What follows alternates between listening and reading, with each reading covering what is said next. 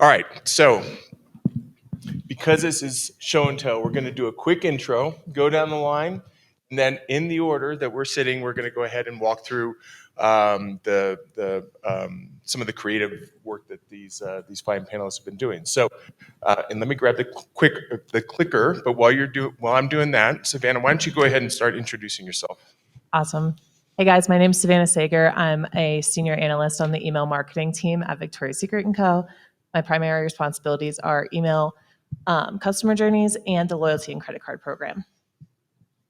Hiya, I'm Ari. You met me before. I head up CRM at Cine Optical. Katrina Wang. I am the email marketing manager at Zag. All right. So we're going to go ahead, waste no time. We're going to get right into it. Savannah's going to walk us through some of the creative that they're working on at Victoria's Secret. Awesome. Thanks, Morgan. Like you said, we're just sharing a couple cool things that we've done recently. So this first example that I wanted to show off to the group is a mock-up of someone's inbox. These are real things that are happening in inboxes today that Victoria's Secret and Pink are doing. And there's 3 things on this screen that I kind of wanted to show off and show how Victoria's Secret and Pink are standing out to the customer in the inbox before they even open their email. So the first thing I wanted to share is how we're using specialized friendly froms or sender profiles to get name recognition, brand recognition, program recognition. We have on these examples, Mariah Carey for Victoria's Secret. We have the Queen of Christmas. We wanted to show her off, and now we get that name recognition along with our brand in the sender profile. Or we have Panty Party at VS Pink. Panty Party is our big promotion. So just getting that program recognition for the customer in the sender profile. The second thing in the inbox mockup here is Victoria's Secret and Pink have the BIMI logo enabled. And so this is really cool because in the customer's inbox, you can see with other emails, you might get the B or the T and someone's initials. That's who they're seeing the email from. With Victoria's Secret and Pink, we're getting that extra brand recognition because our logo is showing up in that BIMI logo in that little circle on the left-hand side. Just an extra little, this is Victoria's Secret, I know who this is from. And then the last thing happening on this inbox mockup is really cool. It's a beta program that Victoria's Secret and Pink is in, and it's for Gmail annotations. So what this is a small program that Google is testing where we can show an email preview with images in the inbox. So with the Queen of Christmas herself, we picked a couple of her campaign photos, and we can show that in the inbox to customers before they even open their email. And this is available in the Gmail mobile app. So it's not on desktop. It's not in your phone native app. But in Gmail, we're part of a program where we can show image previews in the inbox. The second cool thing that Victoria's Secret Pink wanted to show off is something that a lot of brands are probably doing today. We worked with our data science team to create a replenishment triggered email. So we worked with them to show, to send the email when the data science team has proven it's best for the customer to buy another bra or to replenish. The reason that we're proud of this email is even though replenishment's a pretty common one for everyone, this email is pretty much all dynamic and there's information pulling from lots of different places.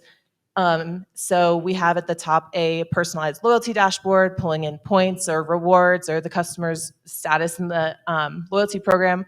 We have the dynamic bra she last bought in case she wants to replenish on that exact bra. We're giving her easy access to the product she loves. The next slice here is a really cool add to calendar function that we created. So I said that we worked with the data science team to send the email when it's best for the customer replenish, but there is a standard deviation there. So this add to calendar reminder says, not ready to shop yet? We'll add a reminder to your calendar for you. And the time that that is set up in her personal calendar is the standard deviation for when it might be next best for her to buy a bra. So that's 3 weeks in case anyone wants to go shopping in 3 weeks. Yep, and then the next 2 are just dynamic recommendations that we're using and also dynamic headlines above the recommendations. So the first product feed was collection that she's already bought in, so we know she likes that bra. We also have the collection name, just getting that reinforcement. And this second feed is not the same collection, but the same lining level. So just giving her more recommendations that she loves. And we have some first name personalization in there too. So lots and lots of dynamic content. We are really proud of this one, and it's a good one to add to the customer journey. All right. All right, here's the clicker for you. You're welcome.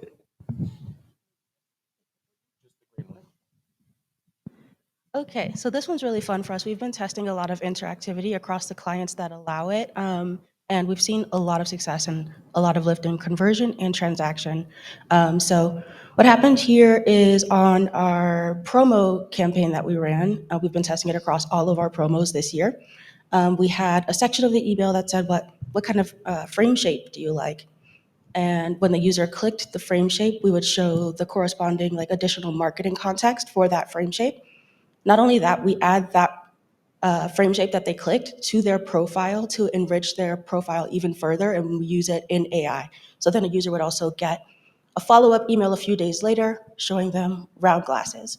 And we saw a 4.13 transaction lift and a 5% conversion lift, and it's something we're continuing to test and enrich. This one was really fun for us. So we actually partner with a lot of celebrities and sports teams, but we haven't been able to get a lot of revenue from them because they're so specific. The segment is really specific, and we haven't easily been able to find them.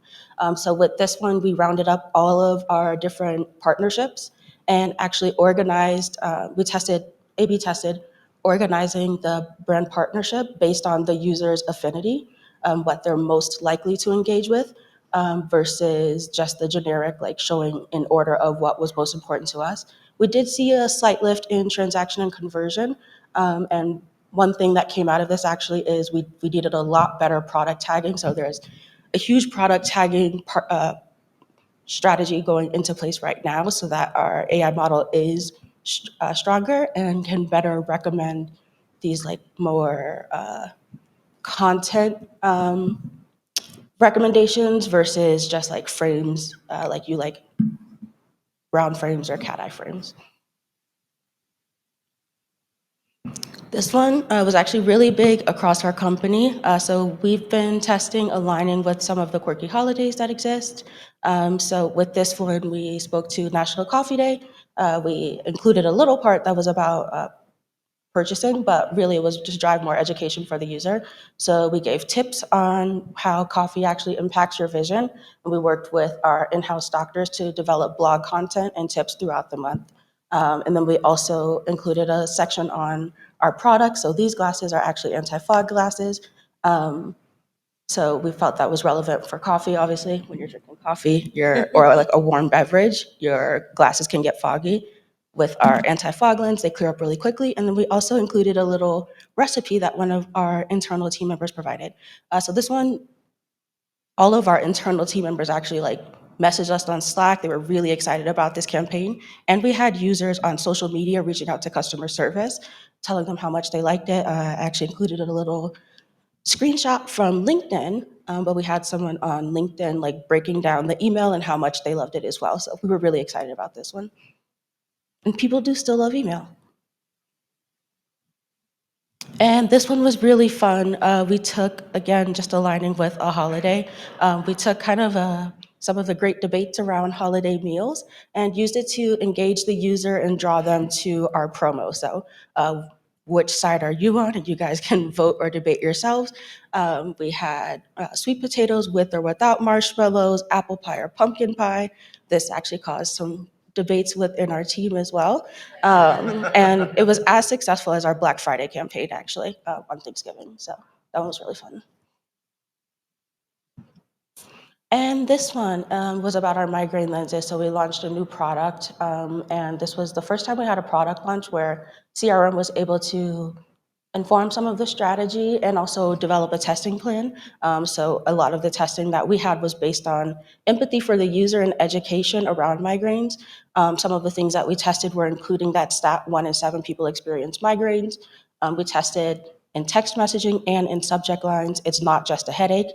To really get the point across and like drive that empathy and understanding for what users experience when they have a migraine. And then we dove a little bit into more of the education around what happens with the migraine and why our migraine lens is effective. not just for adults, but also for kids. And there we go. Okay, awesome. So the emails, I have 2 emails that I'm gonna show. I will say I'm very new at Zag, and really just kind of aligning with our creative team. I can't take, well, I'll take credit for this one. So I'll take credit for this one. So I started at Zag mid-September, so that didn't give me a lot of time to get synced in with creative and the promo teams before we hit Black Friday. And we went into November with the idea that we were not going to message Black Friday until the Wednesday before. And really quickly discovered that we were an outlier in that. And so every day, our CRM team was getting messages like, I got 4 emails from OtterBox today. What are we doing? Why are we not messaging Black Friday? And I was like, okay, so that's the subject line. Fine, we'll start our Black Friday sale early. And let's see, is this? Okay, I'll go back. Anyway, the pre-header, that one is the pre-header on that is yes. If our friends jumped off a bridge, we would too. So, so this email was my absolute favorite one that I have done with Zag. It got really good results, really resonated with customers, but for me, it was more of an internal win. Our creative team, our copy team, were not used to being included with email. They were not used to being a part of the solution. And I have a design background and I love working with creatives. And so this for me was an internal win. It really, this was from our designer, Melissa Pelfrey. And we both had so much fun working on this, and with our copywriting team, coming up with the copy, coming up with the creative, just sitting together. Zag is, I think, a little bit unusual in that we just returned to the office 5 days a week. And so this sort of was the wonderful things, the camaraderie, the creativity, and the results that can be created when you have creatives and marketers sitting at a table together, brainstorming and sharing. And we all, we launched this email, and Melissa said to me that like this email made her excited for the holidays. And even more than a brand play, I think that is important for our customers. Like I said, they really resonated with it. And for our internal teams, feeling good about working together and getting that synergy and that connection going. So, Katrina, you mentioned that your creative teams might be watching online right now. Is that true? Yes. Our creative team, we haven't done the best historically with sharing results with our creative team. And I started doing that. They love it and are hungry for it. And so I was telling them that I was going to present this email, and they were really excited. But yeah, they deserve so much credit. I always tell them, like, it's just my job to get people to see the things that you make. This is all you. I'm just the transportation device. So Wonderful. All right, so we'll open it up for questions here to the audience in a second. But all right, this Gmail inbox preview thing, help understand, like, what is this beta program? That just is shocking to see in the line of all my emails that there's a bunch of images there. So help us understand what's going on there. Sure. Gmail Annotations is a really new beta program that Gmail has out, and it has a lot of caveats and things that you need to do to get it to even populate. Our email operations manager, who you guys all know and love by now, reached out to Google and basically pestered them until they let us get into the beta. Also, after that, there's a bunch of steps that a customer has to have before they can get these images in their inbox. So you have to be using the Gmail mobile app. You have to have the promotions tab enabled.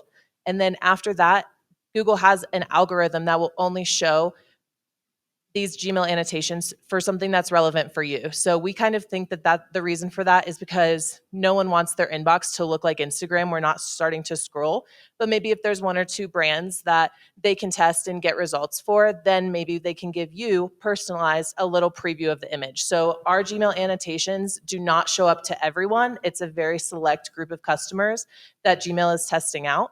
And maybe eventually when they roll it out, anyone that is relevant for Victoria's Secret could get a small inbox preview with a couple images, or Nike or other brands that are currently showing images in the inbox. Awesome. Just by show of hands, is anybody else in the audience involved in this pilot? Okay, so 3, yeah. You can do it with image previews. We use Mariah Carey.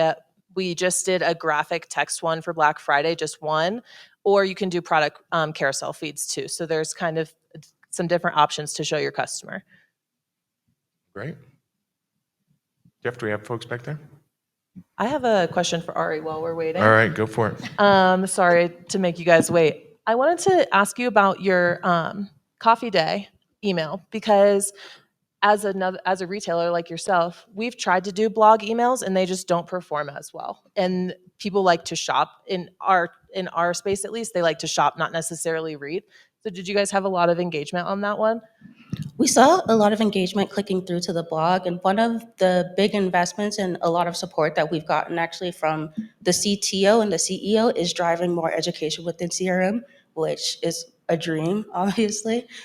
So we weren't necessarily looking to drive revenue, but we do find that when we have that engaging content, users are more likely within a week to purchase with us just by providing that education.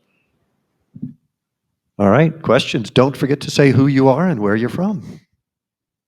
Hi, this is Brett from Salesforce. I actually had another question for Ori on the Zenny optical campaigns that you showed. So I'm curious about your segmentation strategy, because some of those I can imagine are highly personalized, like the migraine campaign, whereas others, like the coffee one, might apply to everyone in your audience base, and based on maybe being sort of you're kind of in healthcare as well as retail. I'm curious, like, what you know about your customers and how you apply that to some of those campaigns. We have a lot of historical data. So we are, we have like all of our data in-house. So we do segment based on the customer's need. And one of the first campaigns that the user receives as a part of the welcome flow is, do you need progressives glasses? Are you looking for non-prescription glasses? So we start from the very beginning, collecting that information with them so that we can better segment and provide content. We partner very closely with our AI ML team also to show them the proper content based on their affinity and propensity.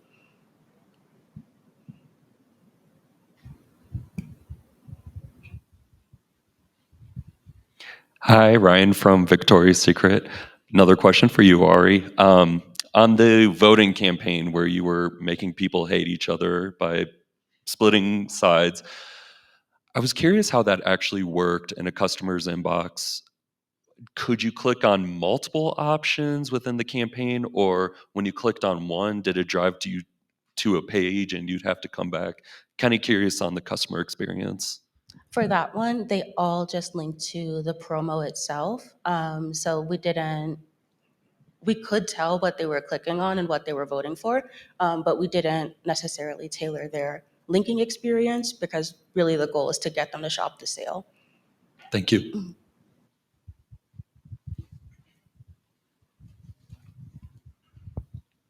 Hey y'all, this is Randy with Zambula. Anything you want to do that you would love to do next year? This is a question for all of you, including you, Morgan.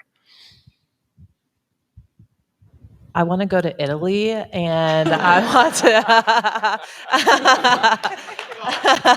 to. Too open, Randy, too open. Yeah. I was just going to say one thing that I am going to try and be really conscious of in the next year is taking our email journeys and also integrating them with SMS. Right now we have win-back campaigns or reactivation going on same day, same time. I'd really like to get those into the channel that the customer prefers best. So like a channel propensity is a goal that I'd like to hit this year. We're really hoping to build better partnerships with our internal team members and cross-functional partners. Similarly to Kat, it can be very difficult when you have all of these different team members. They have their goals that they're working toward, and they're part of the business that they own. So right now, we're really just working to be better partners to our team members.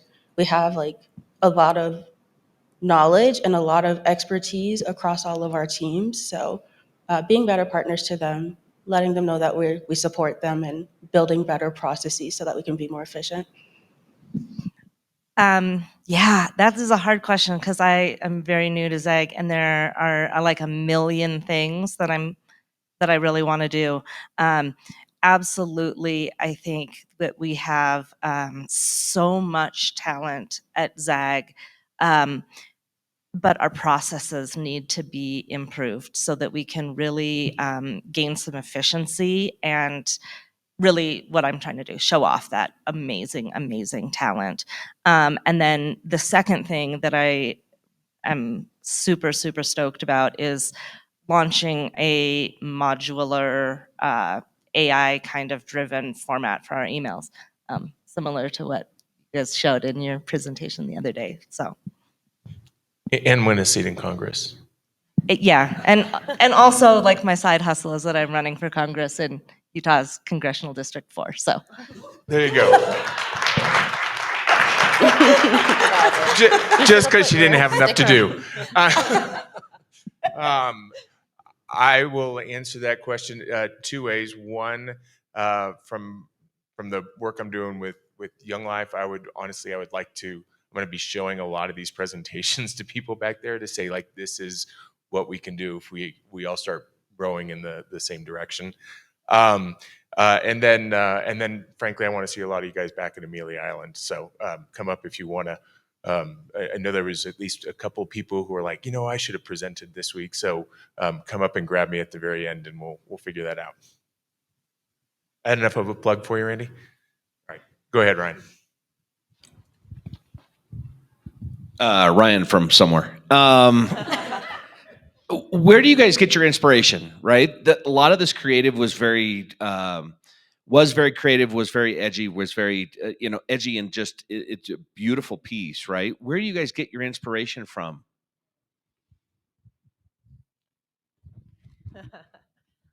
Victoria's Secret has an amazing creative team, and all of the creative leadership comes from magazines, and so we take a lot of our inspiration from editorial and magazine edits like that. I'm the other side of the brain person, so I'm just gonna say, I don't care what color panties go with it. You guys make that decision. But I would say we take it from magazines. We try and be editorial at Victoria's Secret. For us, we get ideas from everywhere. We have an inspiration Slack channel where people send their ideas, or people will reach out to me directly. And really the base of our company, like the CTO says it every time in our meetings, is really based on empathy for the user and empathy for each other. So if it aligns with empathy and also aligns with data, then we'll implement a test for it. But we get it from everywhere, really. I would say very similar to that. Zag is a company where innovation is really, really prized. So ideas come from ideas and inspiration come from across the just across the business. Our product team is absolutely fantastic and geniuses, and so a lot of our inspiration starts with the products themselves and the work that the product team has done. Our brand team is really, really bright, and also, like, all of the teams are very willing to take chances, to take risks, to try things out. And so I think it's very easy to be inspired in a culture where it's like, You have an idea, let's try it. Let's see what happens. Let's see what works, what doesn't. So. I think that's a good note to end on. So I want to thank this panel.